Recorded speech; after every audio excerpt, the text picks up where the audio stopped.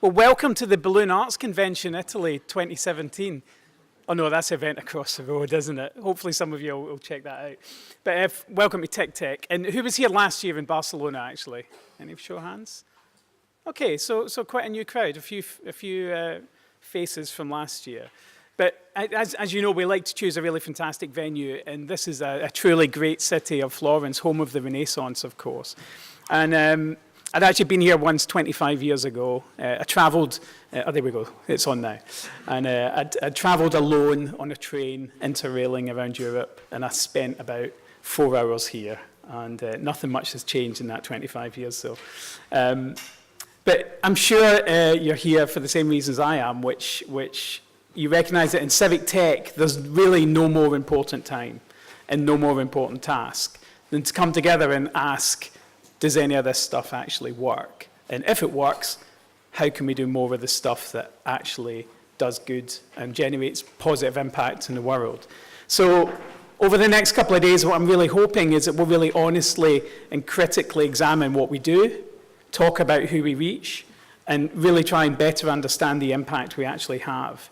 So with that in mind, we've got a really packed agenda. So apologies now that we may cause you some headaches trying to see everything you want to see with some of the sessions that overlap. But hopefully, I think from every conversation, you'll be able to really get a feel for people really trying to interrogate these problems really carefully and positively. And as well as the wonderful talks and sessions we have, we've got two great keynotes just shortly after.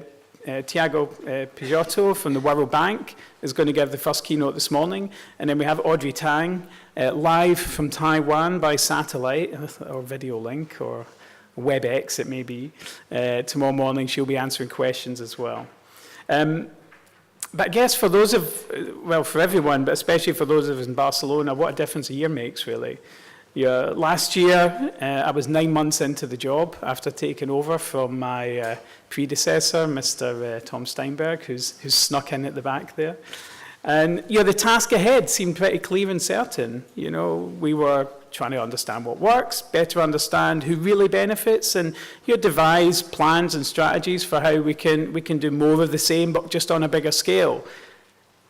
And really, in just a few short months through last year and still today, so many of those certainties have been shattered with the political situation many of our countries face at the moment. Trump, Farage, Brexit, Le Pen, a fascist in the final round in the French presidential elections. This is the new normal. This is what we have to face. So much of what we've taken for granted has probably crumbled. Progress towards equality and liberty for many groups and individuals in society has perhaps stalled or at best fallen short. For me, it's certainly brought into stark relief, I think, the fractures that are there already and have certainly grown over the past few decades in our society. And of course, as any good liberal, my first reaction was, amongst all this chaos, well, what did I do wrong? What should we have done more of? Is there something we could have done about this situation? But the reality is that feeling empowered and capable of affecting what happens in your community is a privilege that many people simply don't enjoy around the world. This is probably already self-evident for certainly many of the 44 countries that mySociety operates services, but now it's all too plainly on display at home as well. And many of you in this room, I'm sure, will be well aware of this from your own countries and your own research and your own work as well. Because I think since coming into and joining mySociety a couple of years ago, it's pretty clear that whilst the technology and the tools have advanced at great pace, the take-up and use by disadvantaged individuals and marginalised groups simply hasn't kept pace. We're just not reaching enough of the people that can benefit from this work. And that, for me, is the overwhelming task at hand. It really requires honesty, self-criticism, and for us to collectively build a greater evidence base to properly determine what works and why. So I still believe TICTeC can play a really essential role in supporting flourishing communities, and in doing so help establish the new institutions for the difficult times ahead. Because together we represent a really powerful and dedicated force, but we're nothing if we don't form the strong bonds with the communities and individuals we seek to help with our work. We can't, TICTeC isn't something that we do to people, it's something we have to do with people. So there's no other option really, I think, to double down on our efforts, to continue to hold power to account, and to enable more people to influence those with power. So your job over the next couple of days is to make the connections amongst ourselves, to listen, to share with your compatriots, and hold your own practice to account. So TICTeC for me is a chance both to celebrate this commitment and gain practical help in how to form those bonds. So obviously we couldn't have done this on our own, and to make all this happen, I'm really indebted to our funders and supporters. Google, who provided the headline sponsorship for this year's event, which we simply could not have put the event on without their help. The William and Flora Hewlett Foundation, who they really gave us the initial grant. They helped us start our research practice, which has become such an important part of our own work. The ability to both make these tools and services, but actually really carry out the proper research to determine what impact they may have.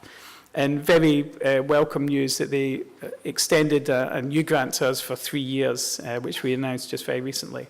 Also, we have some people from the MacArthur Foundation here. They're taking care of a cocktail reception later on this evening, which, if the weather holds, we hope, will be just behind the building here in the amphitheatre. And I've been asked to remind you that there are coffee points, not just here, but also at these exits here. I told you I would do, and there. So please make full use of them over the next couple of days. Most of all, though, I'm really grateful to Gemma and Beck, who are down here in the front. So Gemma pretty much single-handedly makes all this happen. I think a round of applause for Gemma to thank her. There you go.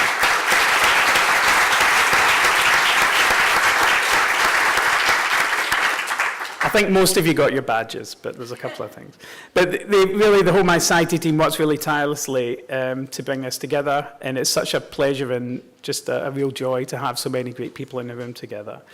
And finally, this isn't the only instalment of TICTeC this year. We're going plural, and very excited to announce that there's a special TICTeC on September 11th and 12th as part of the World Congress on IT in Taipei.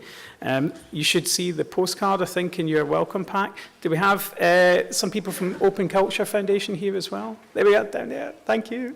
They're hosting or helping us run the event, and it's really, really excited about that. So there's a call for papers. Registration and travel grant applications are now open, and please consider coming to that later in the year. So most of all, though, just please enjoy the next couple of days. Make new friends, inspire, be inspired, or just listen and learn. And at the very least, enjoy a glass of Chianti or two. And welcome to TICTeC 2017.